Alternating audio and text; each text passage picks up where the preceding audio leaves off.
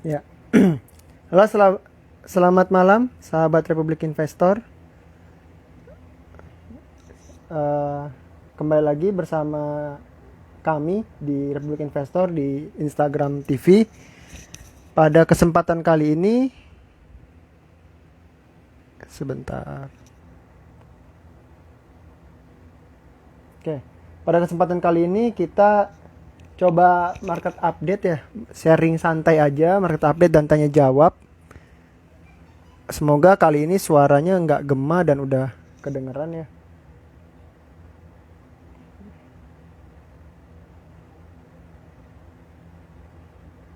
Invite Hendra dulu.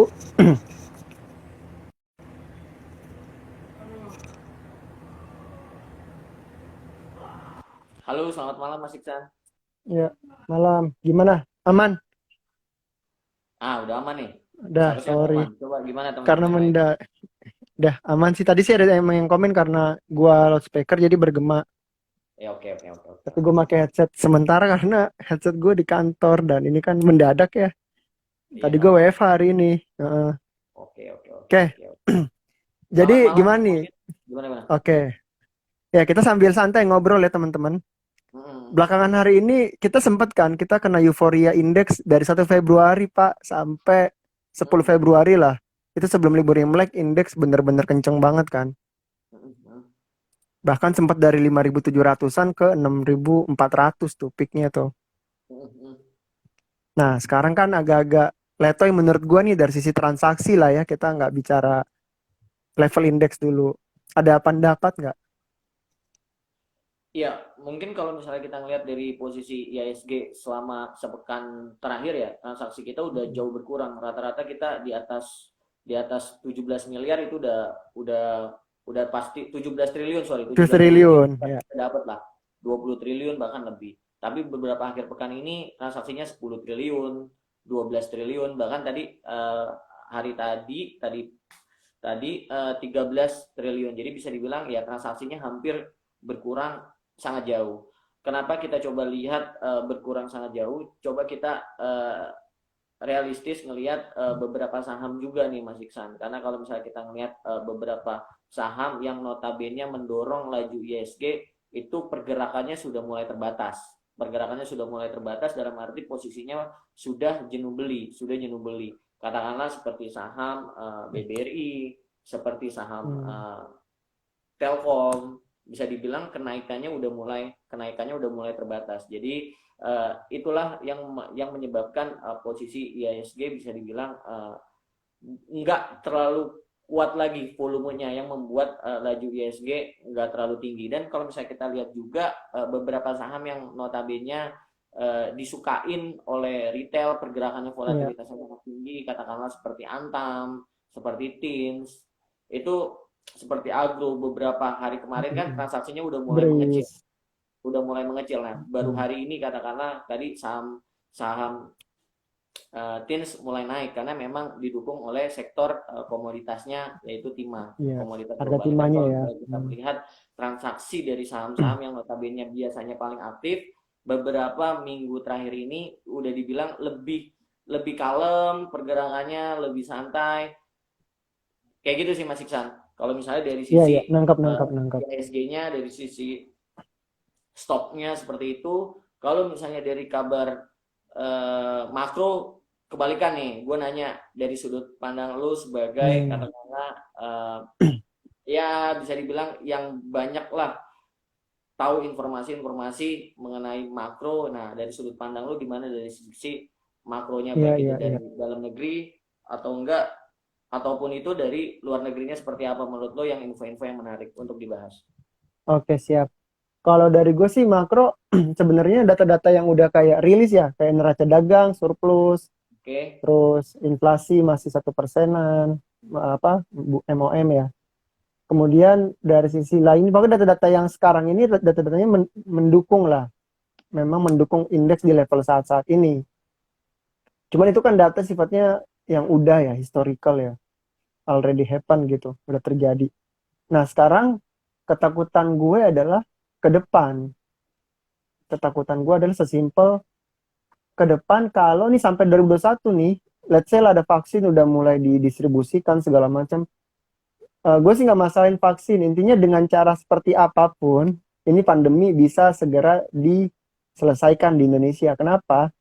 Karena kalau kita kalah cepet, Pak, dalam hal menangani pandemi dibandingkan negara maju kayak Eropa, Amerika ya, itu gue takut kita secara ekonomi bakal keteteran. Gitu. Keteterannya gimana? Sekarang kan suku bunga turun semua ya, The Fed turun, suku bunga Eropa turun, Indonesia termasuk turun. Sekarang Indonesia di level terendah gitu 3,75 BI rate-nya ya, 7 days reverse repo rate. Nah, tujuannya kan rate turun ini untuk memberikan apa ya, semacam rangsangan lah kepada para pelaku ekonomi untuk kembali ekspansi gitu, kembali menggeliat lah simpelnya. Tapi ini kan ceritanya nih, ini yang gue tangkep nih, ini gue coba make it simple lah ya. Pemerintah udah melakukan dari sisi moneter, nurunin suku bunga.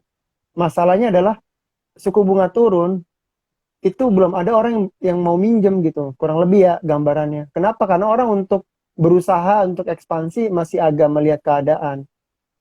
Nah, kalau kata Pak Hotib Basri, dalam acara apa ya, Mandiri Investment Forum kemarin ya, karena beliau selaku Komisaris Utama Bank Mandiri juga bilang, dan mantan Menteri Keuangan tentunya, sekarang yang dibutuhkan adalah dari sisi fiskal. Fiskal itu apa ya? Bansos, dari sisi pemerintah lah pokoknya. Gimana cara government spendingnya naik? Karena moneternya udah turun, suku bunga turun, tapi belum ada nih kelihatan gitu. Sesimpel itu sih. Nah, fiskalnya yang diharapin bisa ngebangkitin ekonomi kita. Nah, masalahnya adalah kalau sampai akhir tahun ini pandemi nggak kelar-kelar di Indonesia sendiri ya, kita nggak bicara global. Nah, misalkan tahun depan The Fed udah mulai nih mau naikin suku bunga lagi karena dia udah sembuh duluan. Itu kita yang bisa kelabakan karena kita ibaratnya suku bunga turun aja, kredit growth nggak naik. Gimana kalau suku bunganya dinaikin? Gitu. Setahu gue industri ya, gue lupa lah, OJK atau siapa itu target kreditnya growth tahun ini tuh 7%. Nah, itu tuh tantangan sih karena kemarin itu kalau gue nggak salah di bawah 5% lah kita 2020 kredit growth-nya. Bahkan turun lah pokoknya dibanding 2019. Jadi harapannya kredit growth bisa tumbuh dulu deh. Bukan tumbuh sih, sembuh lebih tepatnya ya. Sembuh gitu sih. Sesimpel itu Sindra. Jadi gue berharap dengan cara apapun lah, mau vaksin, mau apa, kita bisa lebih cepat menangani pandemi dibandingkan Amerika dan Eropa. Kalau nggak bisa lebih cepat, kita berdoa, berharap supaya Amerika dan Eropa nggak lebih cepat dibanding dari kita cara menangani pandeminya. Oke, kalau misalnya kita berbicara mengenai bank, ini kan sebenarnya menarik. Kita bahas bank Yeah. sebenarnya menarik. Kenapa gue bilang menarik? Ya tadi karena yang lo sampein bisa dibilang ya memang future-nya akan ke depan akan seperti itu gitu. Tapi yang menarik adalah kalau misalnya kita ngeliat history datanya beberapa bulan terakhir, katakanlah kita lihat saham katakanlah yang paling banyak diakumulasi oleh asing, justru sebenarnya saham-saham yang notabene yang tadi lo bilang katakanlah saham perbankan yang berkaitan dengan usaha, yaitu BBRI. Nah, kalau misalnya gue lihat cek data UMKM ya. katakanlah saham 1 bulan terakhir aja nih Pak, saham yang diakumulasi oleh asing yang paling banyak itu Pak, itu adalah BBRI Pak. Itu banyak banget saham yang net buy oleh asing. Itu BBRI aja selama sepekan ke belakang itu sebesar 526 miliar. Terus kalau misalnya 1 bulan terakhir itu hampir 2 triliun. 3 bulan terakhir itu sampai 5,3 triliun. Nah, sedangkan posisi chartnya sekarang adalah 4670. Konsensusnya rata-rata banyak yang mulai rilis di 5.000 bahkan 5.200. Nah, kalau dari menurut lo nih, kira-kira gimana nih peluangnya kalau dari segi sudut pandang lo gitu lo ngelihat saham ini gitu lo. Kalau gue ngelihat dari data yang ada, gue masih optimis, masih oke saham BRI gitu. Tapi kalau misalnya dari sudut pandang lo gimana? Oke, thank you. Sebenarnya pertanyaan bagus sih. BRI, berarti kita fokus ke BRI kan ya? Ya, kita BRI sih menurut gua kalau kita bicara garis besar ya, dia bank buku gede, Terus dengan adanya PSAK 71 gitu ya. PSAK 71 kan intinya harus membuat CKPN atau cadangan lah. Jadi kalau misalkan lu nasabah BRI nih, terus misalkan nih lu potensi kredit macet, meskipun belum tentu kredit macet ya. Nah itu BRI bisa gitu untuk menganggarin bahwa lu tuh udah kredit macet Oh gitu. ya. Meskipun Oke. nanti pada akhirnya lu tuh masih bakal ditagih terus. Nah itu namanya pembuatan pencadangan CKPN lah. Semakin besar pencadangan CKPN artinya bank itu makin konservatif, tapi dampaknya adalah labanya ke hit di tahun itu. Nah, berbicara tentang UMKM, ada yang menarik sih menurut gua kenapa BRI ini menarik gitu. Jadi kan ya terlepas isu yang PNM Pegadaian mau gabung gitu ya, Ya, red issue dan terlepas sebagainya. itulah, betul terlepas itu karena yang gue lihat kayaknya ada penolakan juga dari serikat-serikat pekerjanya, misalnya serikat pekerja Pegadaian itu nolak gitu, yang gue baca-baca sekilas ya. Tapi terlepas dari itu, sebenarnya menariknya gini sih, kan lu pernah dengar nggak Pak, pemerintah cadangin bansos buat UMKM Ya, gitu. ya. Sedangkan kan namanya data adalah gimana sih usaha apa yang bisa lu tuh terdaftar UMKM Mm-mm. gitu. Itu kan datanya kan nggak menurut gue di Indonesia masih belum kuat lah. Datanya masih belum rapih gitu. Salah satu cara simple adalah dengan ngeliat siapa aja yang ngambil kredit di misalkan di PNM kalau bagian apa mikro UMKM atau di bagian BRI UMKM. Dengan kata lain adalah even lu UMKM kan ada yang bilang ya bank itu paling ngeri juga ngasih kredit ke UMKM karena kan risikonya tinggi gitu kan. Tapi bunganya juga tinggi kan.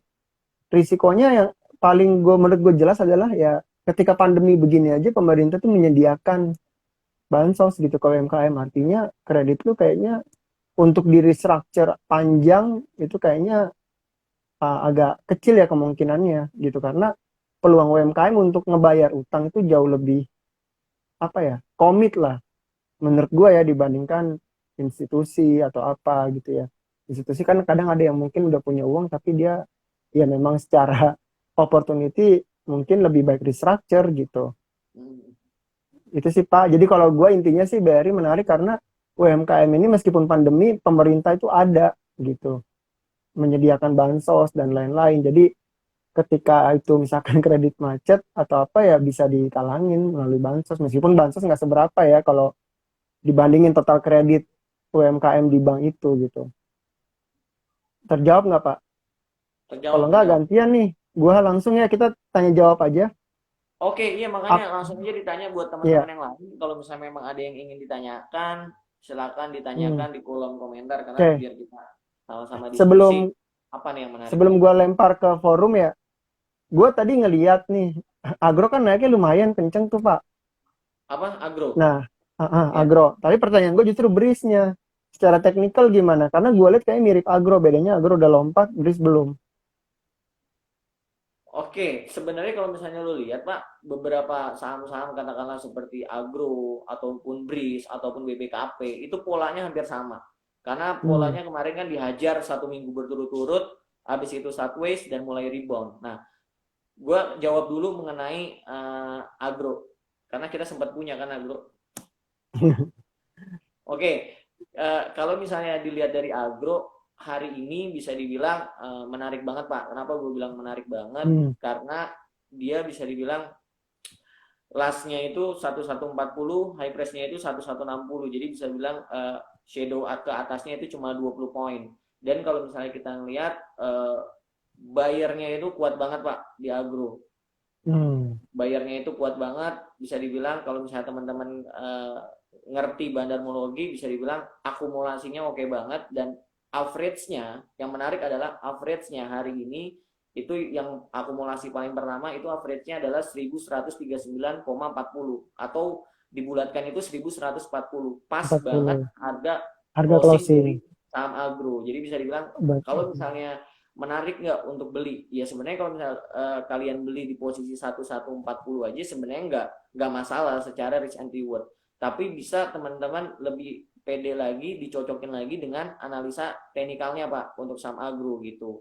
Kalau misalnya untuk teknikalnya lebih cocok memang kalau misalnya pengen nunggu MA5-nya lagi memang posisinya itu bisa dibilang ya jauh dari harga sekarang gitu loh, 1060, 1070. Mungkin kalau misalnya pengen buy on weakness, melihat kondisi dari IHSG besok misalnya udah naiknya sangat terbatas, bisa buy di area psikologisnya di 1090 atau 1100. Sembari ngelihat dari posisi demand-nya lagi Pak gitu. Oh, Nah, berarti lebih kalau cenderung ngelihat nunggu dari ya? posisi saham BRIS bisa dibilang Mm. secara histori ke belakang value-nya 2 hari, 3 hari, 4 hari ini transaksinya udah mulai berkurang Pak. Transaksinya udah mulai berkurang jauh. Biasanya rata-rata 600 miliar, 800 miliar, 1 triliun lebih. Nah 3 hari ini transaksinya hanya 240 miliar, 137 dan hari ini 197 miliar. Jadi bisa dibilang transaksinya agak mulai berkurang sangat jauh di saham BRIS karena memang fokusnya indeksnya juga udah mulai bisa dibilang lebih hati-hati lagi Pak. Jadi volatilitasnya kalau misalnya kita lihat minggu ini atau minggu kemarin ke belakang itu lebih apa ya, volatilitasnya lebih lebih terkontrol lah, nggak seperti pekan Dulu-dulu. sebelum-sebelumnya Iya, volatilitasnya sampai 24 triliun transaksinya juga.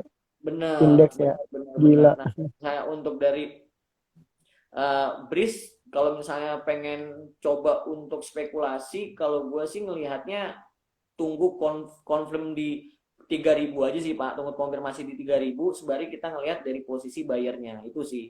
Tapi kalau misalnya Siap, dia bilang siap. agro oke atau enggak, bisa masuk ke saham pilihan second liner untuk teman-teman cermati saham itu. Nah, kalau gua tadi Hmm. ngebahas mengenai BBRI masih diakumulasi masih oke banget sih Pak sebenarnya. Tapi kalau misalnya pengen teman-teman tipikalnya buy on weakness, lebih enak untuk buy on weakness pas di moving average 10-nya itu ada di area 45-40. Itu untuk BBRI. Kalau misalnya teman-teman tipikalnya lebih sabar, lebih tipenya untuk buy on weakness, lebih menarik di pas area moving average 10-nya di posisi 45-40 untuk saham BBRI gitu sih Pak. Oke, siap. Jadi tadi udah ya langsung ya diborong ya view Hendra dari sisi BRI Group ya kan, BRIS, Oh Agro iya BRI dan Group ya langsung. BBRI. Iya, langsung diborong. Oke, tadi di awal-awal ada yang nanya saham favorit retail ya. Antam, apakah membentuk rising wedge? Gini Pak, kalau misalnya kita berbicara Antam, kalau misalnya kita ngelihat harga nikel dan harga komoditas yang lain, bisa dibilang kenapa gue selalu bilang saham, ambil contoh misalnya gue bilang saham TINS ya. TINS oke nggak? Oke banget Pak, tapi buat trading. Tapi kalau misalnya Hmm, lu nyangkut, lu nggak bisa lebih pede megang TINS dibandingkan Antam. Kenapa gue iya, bilang iya, gitu? iya. Karena sentimennya hanya sentimen katakanlah komoditasnya Temporer. aja, Iya, sementara komoditas ya. globalnya aja. Ya mungkin sama direksinya yang notabene bagus lah bisa dibilang TINS. Nah, cuma kalau misalnya dari sisi katakanlah para analis masih belum berani mengeluarkan konsensus dari TINS Pak itu sendiri gitu Hmm. loh. Tapi kalau misalnya Antam banyak beberapa Udah banyak yang cover ya. Tiga analis yang ribu lah, apalah. update Pak, yang update Iya, covernya. iya. Bahkan Hmm. BNI aja berani ngeluarin targetnya di 4.500, CLSA di 4.000, Oh. di CLSA di 4.000. Terus Sukor ngeluarin di 3.800. Nah, tapi belum ada Hmm. yang berani ngeluarin rilis TINS. Tapi, ada tapinya nih. Kalau misalnya ngelihat hari ini transaksi TINS, bisa dibilang udah mulai seperti 2 minggu terakhir Pak. Transaksinya udah mulai ramai lagi. Hmm. Transaksinya udah mulai ramai lagi karena transaksi hari ini aja 1,1 triliun, asing mulai masuk sekitar 21 miliar.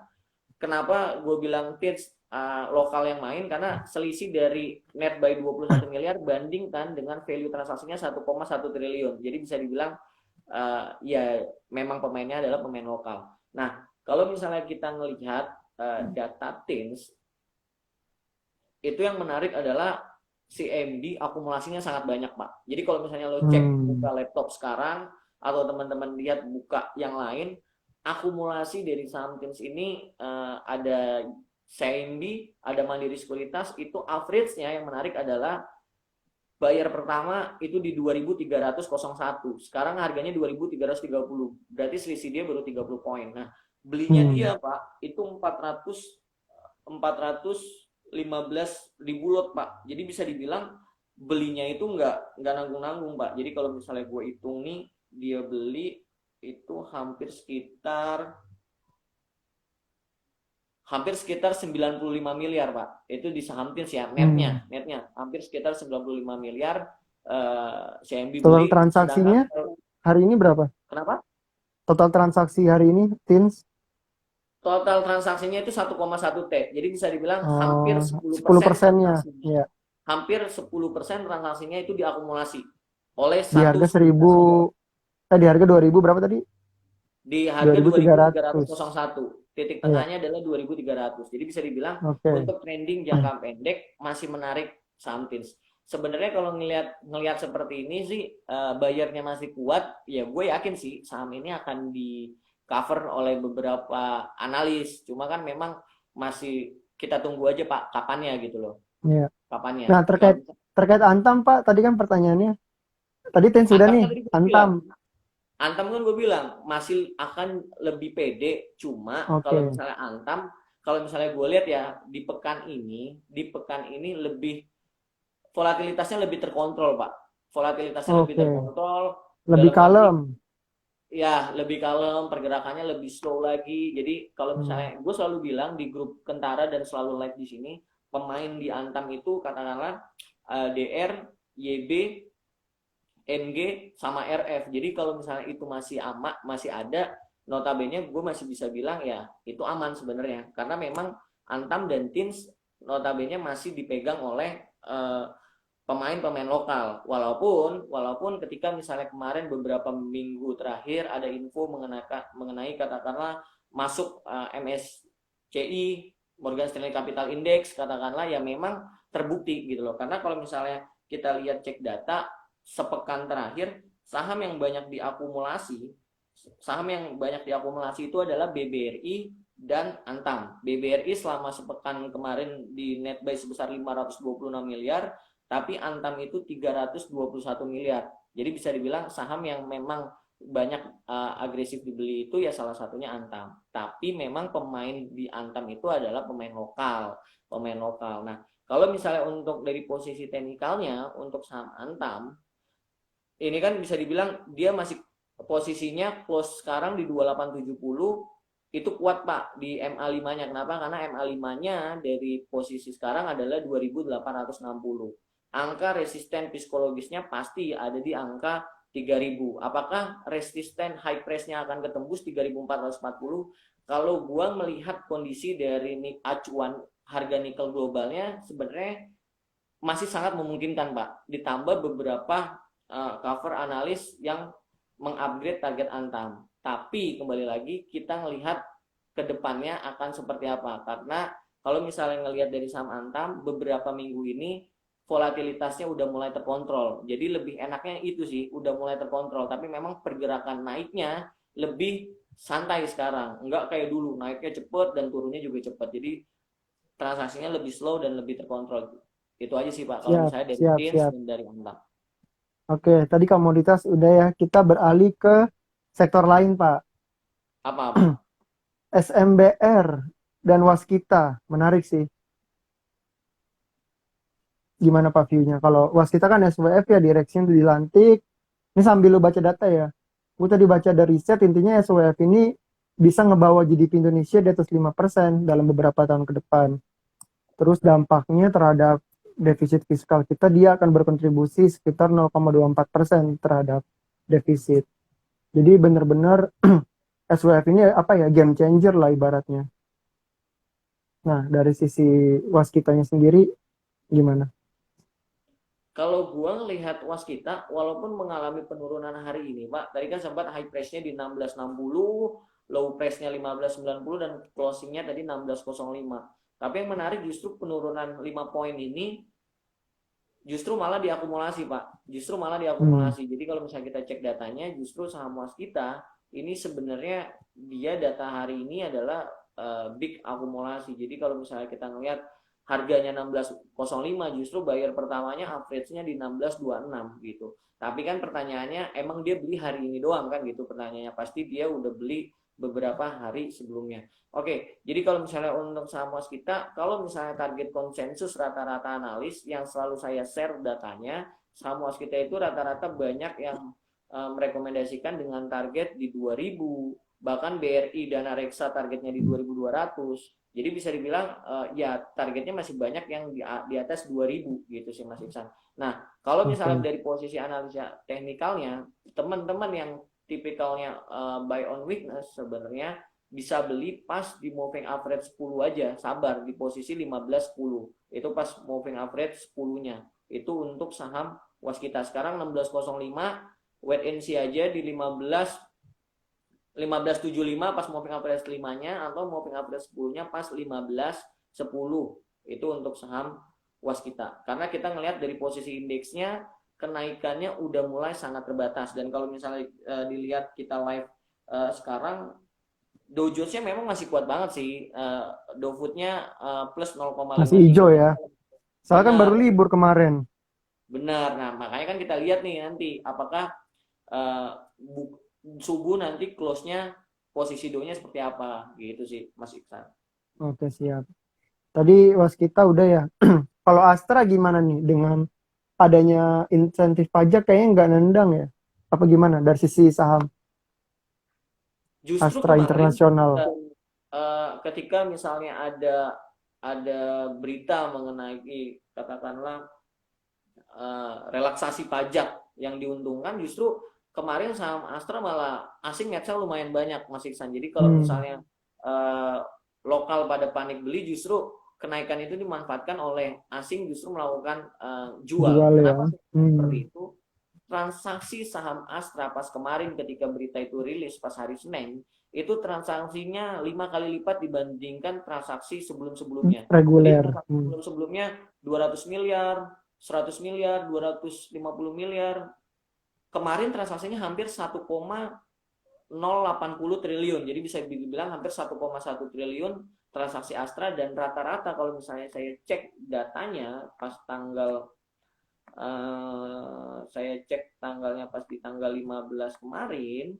Sebentar masuk saya cek datanya di tanggal 15 kemarin, justru sekuritas katakanlah asing seperti KZ, BK, AKRX justru malah melakukan distribusi besar-besaran di saham Astra. Nah, terus pertanyaannya, apakah saham Astra masih menarik kan gitu pertanyaannya pasti. Nah, kalau misalnya melihat saham Astra masih menarik atau enggak, hari ini aja saham Astra masih net sell sekitar 60 miliar gitu. Saham Astra masih Hmm, net sell 60 miliar, dan kemarin juga asing melakukan net sell. Nah, sebenarnya ada support kuatnya di saham Astra itu ada di angka 5.825, sedangkan sekarang 5.925, 5.825. Nah, kalau misalnya di posisi support kuatnya di 5.825 ada buyer yang kuat, teman-teman bisa spekulatif buy di sana. Tapi kalau misalnya hmm. memang belum ada buyer yang kuat, lebih baik teman-teman wait and see, tunggu di support berikutnya.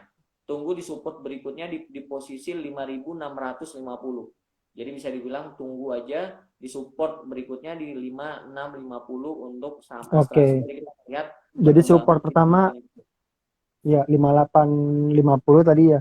Tapi kalau ya misalkan nggak ada bayar kuat ke 5625. ke 5.650 di support Oh, lima enam keduanya lima puluh. Astra Oke. di 5.650 itu sih. Siap. Itu tadi ya untuk Astra. Ntar Nindra, sebelum ke saham-saham nih ada yang nanya tadi terkait korelasi bank sama UMKM. Jadi ada nggak korelasi antara bank yang minjemin ke UMKM sama P2P lending yang lagi booming? Karena P2P lending kan motong kompas dari investor langsung ke UMKM. Sebenarnya kalau menurut saya pribadi, dibilang korelasi sih mungkin ada tapi masih sedikit ya dampaknya. Kenapa? Karena P2P lending ini kan sebenarnya menjangkau UMKM yang ibaratnya unbankable gitu. Jadi yang mungkin dia nggak bisa melengkapi beberapa persyaratan dokumen atau apa, jadi nggak bisa dipinjemin sama bank. Nah, P2P lending hadir di situ untuk menjangkau para para pengusaha yang unbankable. Terus kedua dari sisi size, kalau bicara size kredit yang diberikan dari P2P lending ke UMKM dibandingkan bank, ke UMKM itu masih jauh lebih banyak bank. Jadi kalau dibilang korelasi mungkin ada tapi sedikit lebih tepat jawabannya karena P2P lending benar-benar masih sedikit total penyaluran kreditnya kalau dibandingin sama bank.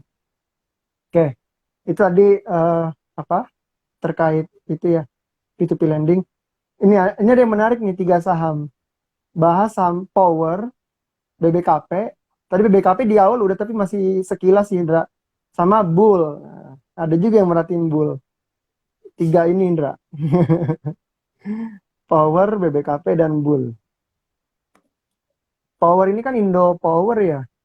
Kalau gue pribadi sih ngelihatnya kan kayaknya dia jarang, maksudnya likuiditasnya kecil gitu, jadi jarang ada di Kita running trade. POWR. Iya, Power. Iya, transaksinya kecil, jadi nggak menarik sih kalau dari gua ya. Mm, Kenapa? Karena mm, mm. transaksinya 1T, 2T, 8T, 7T, 19T. Jadi bisa dibilang kurang menarik. Walaupun memang market cap-nya Miliar sesuai mungkin, standar, bukan T. market cap-nya sesuai standar gue sih POWR, karena di atas 10T market cap-nya 11T. Cuma memang ya kurang menarik aja kalau misalnya pengen melihat itu. Cuma kalau misalnya memang dari posisi analisa teknikalnya lebih bijak kita lebih sabar sih, lebih Hmm. sabar melihat psikologisnya di angka 700 untuk saham POWR itu sih, karena memang volumenya kecil banget, nggak kurang menarik aja gitu untuk dilakukan trading Iya, atau short term gitu sih, Mas Iksan. iya, iya. Jadi ngelihat dari sisi likuiditasnya juga ya, jangan sampai masuk meskipun nggak banyak, tapi ntar keluarnya susah, ya kan? Nah, kedua Bukopin, gimana analisanya? Mas Iksan kan udah keluar kan Bukopin. Enggak Oke, lah. kalau misalnya Bukopin sebenarnya posisinya hampir sama yang tadi Mas Iksan bilang, sama Hampir sama mulai kayak apa nih? Breeze, Oke. Agro sama. Tapi memang kalau misalnya lihat Agro, dia udah berhasil uh, naik tinggi lah. Tapi kalau misalnya lihat BPKP sekarang masih doji. Cuma kalau misalnya kita ngeliat support dari posisi tanggal 102, kita ambil datanya, coba kita ambil datanya 0102 sampai hari ini. Oke, sebentar masih sebenarnya kalau misalnya melihat kenaikannya, sebenarnya kenaikannya nggak disertakan oleh akumulasi yang besar sih, Mas Iksan, oleh di saham BBKP. Tapi kalau misalnya memang teman-teman pengen coba untuk trading, kalau saya sih lebih wait and see di saham BBKP saat ini ya, lebih wait and see, lebih bijak untuk trading pas di moving average 5-nya, tunggu di area 540. Itu sih untuk BBKP. Dan Di main yang lima saya empat saham puluh seperti ya? ini, BBKP dulu kan kita bahas. Iya, iya. Tadi berapa? Ya, 540 apa 640? MA-nya, 540 dulu. MA-nya. Oke, siap. MA5 posisinya 542. Cuma kita ambil Oke. titik tengahnya Bulat ke 540. bawah. Iya, Kita ngambil siap. posisinya di 540 untuk buy and weakness. Nah, kalau misalnya buat teman-teman untuk saham-saham trading seperti ini BPKP, saran saya 2 sampai 3% ya main stop loss-nya di situ gitu. Itu untuk Oke. saham BPKP. Nah, kalau bull masih layak nggak Om buat posisi swing?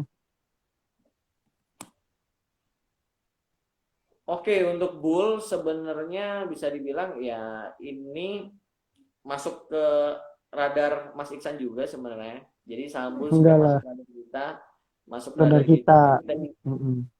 ya masuk masuk ke radar kita sebenarnya bisa untuk teman-teman trading jangka pendek ya. Untuk jangka pendek kenapa? Karena dia kuat kemarin di supportnya 292 dan berhasil naik posisinya di 318.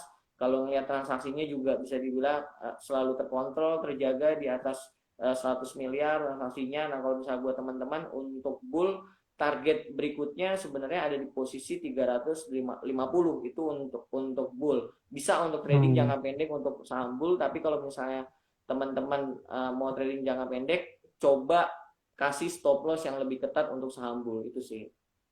Oke, siap. Jadi 350 targetnya bagi yang mau punya posisi, udah punya posisi dan mau jual ya. Tapi dengan term and condition pasang stop loss ketat. Oke. Kemudian sebentar ya, sebelum ke saham-saham lagi, ini ada beberapa yang coba kita respon ya. Ada yang bilang bahas SWF. Bahas SWF sebenarnya nanti mungkin akan ada video tersendiri karena kita masih gather datanya dulu, kita kumpulin, kita coba baca-baca dulu beritanya dan lain-lain, dampaknya kemana. Semoga bisa dalam satu video tersendiri nanti. Ya, Yandra ya terkait SWF. Iyalah, Kemudian, panjang. hmm, kemudian jasa marga gimana? Jasa Bas marga kayak apa jasa anteng-anteng marga? aja. Mm-mm. Maksudnya Kenapa? dia nggak terlalu volatile juga. Iya, volatilitasnya lebih ke kontrol, value-nya tapi udah mulai berkurang, tapi dia bisa dibilang kuat di supportnya di 4.300 di angka psikologisnya dia kuat. Nah, kalau misalnya untuk rilis kemarin YU kalau nggak salah targetnya di 4.800, tapi ada yang ngeluarin rilis apa gitu, gue lupa 5.200. Jadi Hmm, memang targetnya udah mulai tipis untuk iya. saham jasa marga gitu sih untuk buat teman-teman. Tapi kalau misalnya untuk short term ya masih bisa sih, masih bisa. Tapi kalau misalnya tipikalnya untuk buy and weakness ya nanti aja sabar di angka 4.300 itu sih Oke, untuk saham siap. jasa marga masih Iksan. Jadi sebenarnya jasa marga bagus bagi yang udah punya posisi di bawah ya, tinggal nunggu jualnya Nah, aja karena beberapa analis sudah cover di 5.000 sampai oke, 4.800. oke kayaknya udah malam nih Mas Iksan. Jadi gua ngasih saham Hmm. pilihan aja ya buat teman-teman. Oh, langsung. Oke, oke, siap. Gimana saham pilihannya? Oke, saham pilihan yang pertama yang teman-teman bisa coba amati saham minggu ini sampai ya minggu ke depannya teman-teman bisa ngelihat saham Pegas. Saham Pegas Hmm. hari ini turun. Saham Pegas kita boleh cek teman-teman cek datanya. Saham Pegas hari ini closing di 15.05, closingnya 15.05. Tapi yang menarik adalah hari ini Macquarie beli lumayan banyak. Macquarie hari ini beli lumayan banyak, average-nya 15.16. Sekarang harganya Hmm. 15.05. Nah, kenapa saya bilang menarik Pegas? Karena saya selalu kasih target Pegas yang udah saya share dari portal Bloomberg. Banyak konsensus di saham Pegas itu targetnya di angka 1.800, 2.200, bahkan ada yang di 2.300, 2.400. Jadi bisa dibilang saham Pegas masih menarik buat teman-teman cermati dan posisi dari hari ini teknikalnya juga masih menarik. Nah, kalau misalnya teman-teman tipikal yang buy on weakness, teman-teman bisa buy on weakness posisinya pas di moving average 5 itu ada di 14.50. Itu ada di 14.50 untuk Pegas dengan resisten terdekatnya itu ada di angka 1.680. Oke. 1.680 resisten keduanya itu ada di sekitar 1.880 itu untuk saham Begas. Jadi saham pilihan yang pertama itu ada saham Begas, Mas Hmm. Iksan. Iya. Terus Tadi dari saham 1.505 ya. ya stop loss Hmm. teman-teman bisa 2 sampai 3% dari teman-teman area beli. Nah, yang kedua mungkin Kedua. saham Hmm. pilihan saya itu ada saham BBTN Mas Iksan. Jadi kalau misalnya Oke. teman-teman ada di grup alumni Kentara, tadi pagi saya coba share saham BBTN ke teman-teman semua karena YU CMB ngeluarin rilisnya jadi kemarin kan masih sekitar harga 1.800-an dan targetnya dia di saham BBTN sebenarnya itu udah kena Mas Iksan karena targetnya dia kemarin 1.900 dan sekarang tadi Hmm. high price-nya 19.45 dan closing-nya 19.30. Tapi menurut saya saham BBTN masih akan di-upgrade mungkin ke 2.100 atau 2.200 seiring dengan data hari ini yang bisa dibilang masih sangat menarik. Jadi kalau misalnya kita ngeliat data hari ini, justru ketika misalnya CMB mengeluarkan target konsensusnya di 1.900, justru dia akumulasi sangat banyak. Justru dia akumulasi top buyer pertama, average-nya dia pas di angka 1.900. Jadi bahkan dia malah melakukan akumulasi di saham BBTN. Terus ada Morgan Stanley juga, dia punya di angka baru beli juga di 1.900.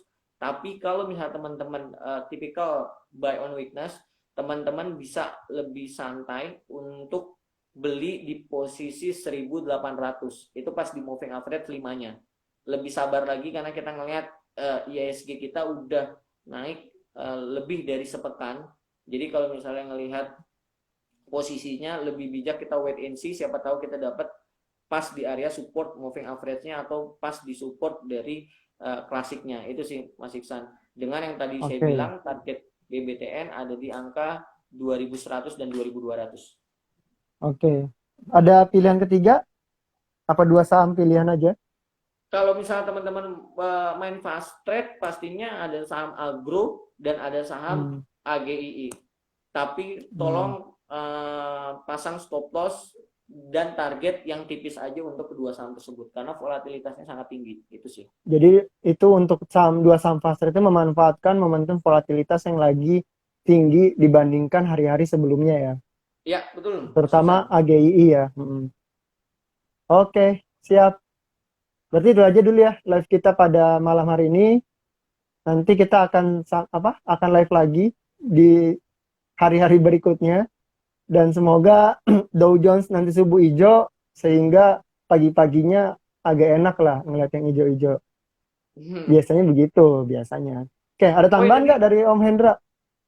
Oh iya, gue belum ngelihat belum info mengenai IHSG-nya. Oke, IHSG-nya menurut Hmm, gue sepekan ini kemungkinan sisa hari Rabu dan Kamis Jumat pergerakannya itu di moving average 5 itu supportnya itu ada di angka 6.200 untuk saham untuk IHSG Mas Iksan dengan resisten terdekatnya itu ada di 6 63 6373 untuk IHSG Mas Iksan. Jadi kalau misalnya dibilang oke. ya pergerakannya sangat tipis karena Udah bisa mulai dibilang sangat terbatas. minim, ya sangat Ya, minim sentimen dan bisa katalis. dibilang Ya, terbatas kecenderungan akan turun untuk IHSG. Itu sih Mas oke. Iksan. Jadi ada potensi koreksi, kalaupun ada penguatan sifatnya menguat terbatas. Gitu ya Menguat. bahasa bahasa koran, bahasa media. Oke, berarti kesimpulannya adalah saham pilihannya tadi Pegas sampai BTN. Kalau yang mau fast trade, memanfaatkan likuiditas, maksud volatilitas yang tinggi beberapa hari terakhir itu ada AGI dan Agro. Mohon maaf bagi teman-teman yang sempat masih bertanya, cuma belum bisa kita jawab satu persatu dikarenakan keterbatasan waktu. Nanti ini akan kita taruh di IGTV dan sampai jumpa di video-video kami berikutnya. Oke, Oke, saja selamat ya. malam Mas Makasih. Iksan, selamat malam Ya, teman-teman malam. Makasih investor teman-teman. semuanya. Makasih Hendra. Siap. Makasih. Dadah. Stay safe.